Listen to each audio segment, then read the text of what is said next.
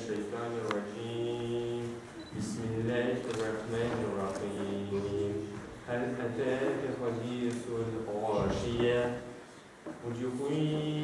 يومئذ خاشعة عاملة ناصبة تصلى نارا حامية تسقى من عين آنية ليس لهم طعام إلا من ضريع لا يسمن ولا يغني من جوع وجوه يومئذ ناعمة لسعيها راضية في جنة عالية لا تسمع فيها لاغية فيها عين جارية فيها سرر مرفوعة وأكواب موضوعة ونمارق مصفوفة وزرابي مبثوثة أفلا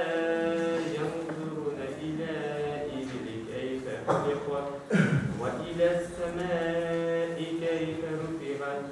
وإلى الجبال كيف نصبت وإلى الأرض كيف سطحت فذكر إنما